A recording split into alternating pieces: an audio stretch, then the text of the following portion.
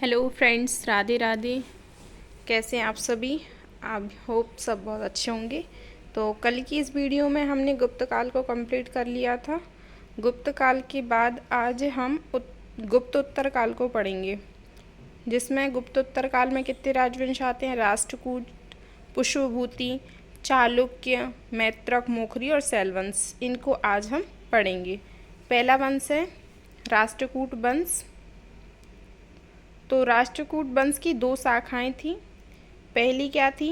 अमरावती बैतूल शाखा, जो कि अमरावती महाराष्ट्र में, अचलपुर महाराष्ट्र इसकी राजधानी थी, वहाँ पे थी ये।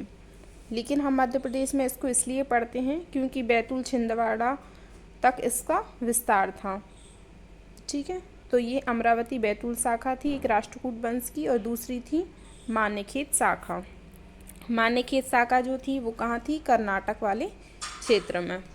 ठीक है, तो सबसे पहले अमरावती बैतूल शाखा आती है, जिसमें राष्ट्रकूट वंश की अमरावती और बैतूल शाखा, जिसकी राजधानी क्या थी? अचलपुर महाराष्ट्र थी। ठीक है, उसके बाद मध्य प्रदेश में अमरावती बैतूल शाखा का विस्तार कहाँ कहाँ था? तो बैतूल में, छिंदवाड़ा में और अमरावती जिलों में से अधिक मिलता है। ठीक है, तो ये शाखा कहाँ थी मध्य प्रदेश में? बैतूल, छिंदवाड़ा और अमरावती महाराष्ट्र का क्षेत्र हो गया। उसके बाद बैतूल अमरावती शाखा के प्रमुख शासकों में दुर्गराज, गोविंदराज, स्वामिकराज और नन्नकराज थे, जिनमें से हमें दुर्गराज याद करना है, गोविंदराज करना है और लास्ट जरूर कर लेना नन्नराज। ठीक है, तो इसमें नन्नराज के ताम्रपत्र जो हैं बैतूल जिले के तिवरखेड़ा और मुल्ताई से प्राप्त हुए हैं। ठीक है, तो ये ताम्र पत्र मिला है, कहाँ से मिला है? बैतूल जिले के तिवरखेड़ा से, और मुल्ताई बैतूल से मिला है। किसके बारे में जानकारी मिलती है? नन्नराज शासक के बारे में। ठीक है, तो इस तरीके से बैतूल शाखा, अमरावती बैतूल शाखा कंप्लीट हो जाती है राष्ट्रकूट वंश की। इसका ज़्यादा योगदान नहीं है मध्य प्रदेश में, तो हम इसको इतना ही करेंगे बस। ठीक है, उसके बाद आती है मान्यखेत शाखा। तो मान्यखेत शाखा कहाँ थी इसकी? मान्यखेत शाखा के संस्थापक कौन थे? तो मान्यखेत शाखा जो थी इसकी कर्नाटक में थी। राष्ट्रकूट वंश की मान्यखेत शाखा, जो मान्यखेत कर्नाटक में इसकी राजधानी थी। ठीक है, इसके संस्थापक कौन है? तो दंती दुर्ग हैं। बहुत इंपॉर्टेंट है, अच्छे से याद करना है। दंती दुर्ग जो थे राष्ट्रकूट वंश के संस्थापक थे मान्यखेत शाखा के। उसके बाद और भी शासक आते हैं, जैसे कि दंती दुर्ग, कृष्ण प्रथम आते हैं। ये सब प्रतापी शासक हैं, तो इन सब के नाम बहुत अच्छे से करना है। दंती दुर्ग के बाद कृष्ण प्रथम आएंगे, फिर आएंगे गोविंद तृतीय, फिर आएंगे ध्रुव। ठीक है, फिर कृष्ण तृतीय, इंद्र तृतीय, अमोघवर्ष। इस तरीके से कुछ महत्वपूर्ण शासक हैं, इनके नाम बहुत अच्छे से करना है। उसके बाद राष्ट्रकूट शासक जो थे दंती दुर्ग ने मालवा पर आक्रमण के उपरांत उज्जैन में हिरण्यगर्भ दान का आयोजन कराकर अपनी विजय की घोषणा की थी। तो जो पहले शासक थे संस्थापक दंती दुर्ग, इन्होंने क्या किया? मालवा पर आक्रमण किया। उसके बाद उज्जैन में हिरण्यगर्भ दान का आयोजन किया। ठीक है, आक्रमण के बाद इन्होंने विजय मिल गई तो उज्जैन में हिरण्यगर्भ दान का आयोजन करवाकर अपनी विजय की घोषणा की थी। ठीक है, कौन थे ये? दंती दुर्ग। उसके बाद देखते हैं राष्ट्रकूट शासकों ने कलचुरी वंश से विवाह के संबंध स्थापित किए थे। तो राष्ट्रकूट शासकों ने विवाह संबंध किससे स्थापित करवाए? कलचुरी वंश के शासकों की कन्याओं से। ठीक है, तो जैसे इंद्र तृतीय का विवाह हुआ था, त्रिपुरा की कलचुरी वंश की शाखा वंश की राजकन्या थी बेजम्मा। बेजम्मा से विवाह हुआ था कौन का? इंद्र तृतीय का।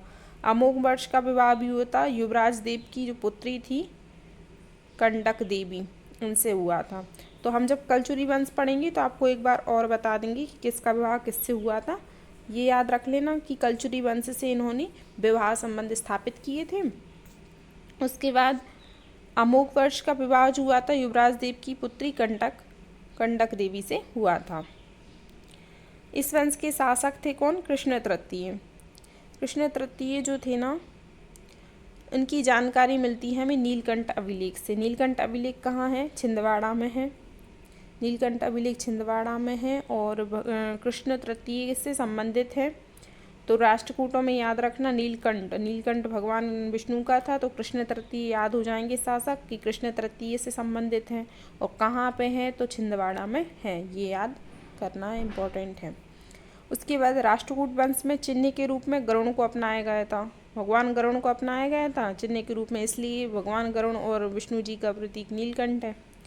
ठीक है, तो नीलकंठ अभिलेख छिंदवाड़ा से हो गया, और छिंदवाड़ा में ही राष्ट्रकूट वंश स्थापित हुआ था, बैतूल शाखा थी उधर, इसलिए यहाँ से याद कर लेना कि गरुड़ इनका चिन्ह हो गया और नीलकंठ अभिलेख छिंदवाड़ा का हो गया। कृष्ण तृतीया के बारे में जानकारी ये देता है। इस तरीके से आप ये पूरे शासकों को किसके बाद किसका क्रम है इस तरीके से जमा लेना। अलग अलग की दंती दुर्ग के बाद कृष्ण प्रथम आएंगे, फिर गोविंद तृतीय आएंगे, किसका किससे युद्ध होगा आगे हम विस्तृत चर्चा करेंगे इनकी। कृष्ण तृतीय आएंगे, फिर इंद्र तृतीय आएंगे, और अमोघ वर्ष लास्ट है। ठीक है, उसके बाद आता है ये राष्ट्रकूट वंश कंप्लीट हो जाता है। पुष्पभूति वंश को हम पढ़ेंगे। पुष्पभूति वंश को वर्धन वंश भी बोलते हैं। संस्थापक इसके नरवर्धन है, नरवर्धन। ठीक है, इनको बहुत अच्छे से करना है कि नरवर्धन, नरवर्धन के नाम पर ही वर्धन वंश इस वंश को बोला जाता है। ठीक है, कहीं कहीं संस्थापक पुष्पभूति मिलते हैं, इसलिए इस वंश को पुष्पभूति वंश भी कहा जाता है। ठीक है, तो दोनों ही याद करना है। संस्थापक नरवर्धन है इसलिए वर्धन वंश बोल रहे हैं, और पुष्पभूति है तो पुष्पभूति वंश बोल रहे हैं। ठीक है, पुष्पभूति वंश और वर्धन वंश एक ही है। ठीक है, इसकी राजधानी जो थी, राजधानी कहाँ थी? थानेश्वर हरियाणा और कन्नौज। ठीक है, तो इस वंश की राजधानी कहाँ थी? थानेश्वर हरियाणा और कन्नौज थी। उसके बाद इसके प्रमुख शासकों में कौन कौन है? तो प्रभाकर वर्धन है, बहुत इम्पोर्टेंट है। प्रभाकर वर्धन के बाद इनके पुत्र होती हैं दो, राजवर्धन और हर्षवर्धन। ठीक है, प्रभाकर वर्धन, उसके बाद इनके पुत्र थे दोनों, राजवर्धन और हर्षवर्धन। फिर इसके बाद और कौन है? तो आदित्यवर्धन भी हैं। तो शासकों में ये दोनों तीनों के नाम ज़्यादा अच्छे से करने हैं। प्रभाकर वर्धन, इनके दो पुत्र थे, राजवर्धन और हर्षवर्धन, और इनकी एक पुत्री थी, क्या नाम था उसका? राजश्री। तो क्या होता है कि राजश्री का विवाह होता है, मोखरी वंश के शासक थे गृहवर्मा, उनके साथ। जो राजश्री इनकी पुत्री थी, इसका विवाह होता है मोखरी वंश के शासक थे कौन? गृहवर्मा। गृहवर्मा से राजश्री का विवाह होता है। उसके बाद क्या हुआ कि हर्ष के बारे में बताया है कि हर्ष जो है सबसे प्रतापी शासक था इस वंश का, तो इसलिए हर्ष को तो बहुत अच्छे से करना ही है। तो सबसे पहले ये राजश्री का विवाह हो जाएगा मोखरी वंश के शासक गृहवर्मा से। अब क्या होता है कि एक मालवा शासक थे देवगुप्त। देवगुप्त जो शासक थे मालवा के, उन्होंने गृहवर्मा की हत्या कर दी। मालवा शासक देवगुप्त थे, इन्होंने गृहवर्मा की हत्या करके राजश्री को बंदी बना लिया। अब इनके दो भाई थे राजश्री, राजवर्धन और एक और हर्षवर्धन। ठीक है, कौन थे राजश्री के भाई? राजवर्धन ये बड़े थे और हर्षवर्धन जो थे वो छोटे थे। तो राज्यवर्धन जो थे, इनको बंदी से छुड़ाने के लिए जाते हैं, और मालवा शासक जो थे देवगुप्त, इन पर आक्रमण करते हैं। ठीक है, तो उसके बाद क्या होता है कि राजवर्धन ने देवगुप्त की हत्या कर दी। मालवा शासक जो देवगुप्त थे, जिन्होंने राजश्री को बंदी बनाया था और गृहवर्मा की हत्या की थी, उनको ये बंदी बना लेते हैं और देवगुप्त की हत्या कर देते हैं। ठीक है, उसके बाद देवगुप्त की हत्या कर देते हैं। गौड़ नरेश आते हैं। गौड़ नरेश शशांक क्या करते हैं कि वो बदला लेने के लिए राज्यवर्धन को मार देते हैं। गौड़ नरेश शशांक जो आते हैं, वो फिर क्या करते हैं कि राज्यवर्धन की हत्या कर देते हैं। अब कौन बचा? हर्ष बचा। तो हर्ष अकेला बचता है, तो हर्ष फिर अपनी बहन राजश्री को बचाने के लिए निकलता है। फिर वो निकलता है तो उसकी मुलाकात एक बौद्ध भिक्षु थे दिवाकर मित्र, इनसे हुई। उसके बाद क्या करता है? अपनी बहन को बचाता है और गौड़ नरेश जो शशांक था उसको पराजित करता है। इस तरीके से गौड़ नरेश शशांक को पराजित करके ये कन्नौज पर अपना अधिकार स्थापित कर लेता है और उसको अपनी राजधानी बना लेता है। ठीक है, तो हर्षवर्धन सबसे प्रतापी शासक था पुष्पभूति वंश का। इसने जो राजश्री थी उसको बचाया, और जो गौड़ नरेश शशांक था इसको पराजित करके कन्नौज पर कन्नौज को राजधानी बना ली इसने। ठीक है, उसके बाद ये तो पहला युद्ध हो गया, हर्ष का एक विजय हो गई। दूसरी चीज़ क्या आती है कि हर्ष का और चालुक्य नरेश थे पुलकेशिन द्वितीय। ठीक है, चालुक्य नरेश, इसके बाद हम चालुक्य वंश पढ़ेंगे तो उसमें आपको आएंगे पुलकेशिन द्वितीय। उनसे इनका युद्ध होता है नर्मदा किनारे की, नर्मदा नदी की युद्ध बोलते हैं जिसको, नर्मदा नदी के किनारे, नर्मदा नदी को रेवा बोला जाता है। तो इसका युद्ध होता है हर्ष के मध्य और पुलकेशिन द्वितीय के मध्य, जिसमें क्या होता है पुलकेशिन द्वितीय हर्ष को हरा देते हैं।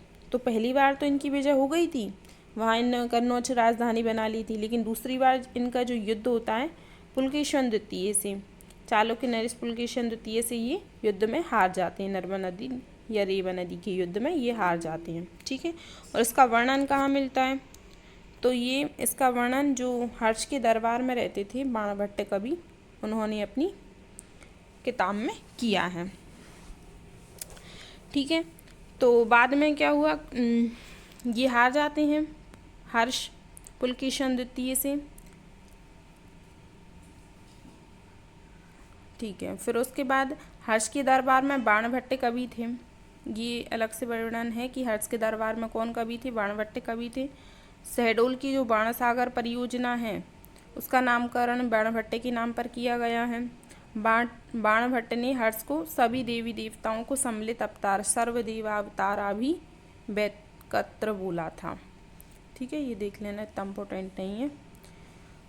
उसके बाद एक चीज़ और आती है कि हर्ष जो थे ना, जब शासक थे तो उन्होंने बल्लवी शासक ध्रुवसेन को भी पराजित किया था और पश्चिमी मालवा पर अधिकार किया था। हर्ष ने कहाँ पर किया, बल्लवी शासक थे ध्रुवसेन, लिख लेना ये अलग से, ध्रुवसेन जो थे उनको पराजित किया था और पश्चिमी मालवा पर अधिकार किया।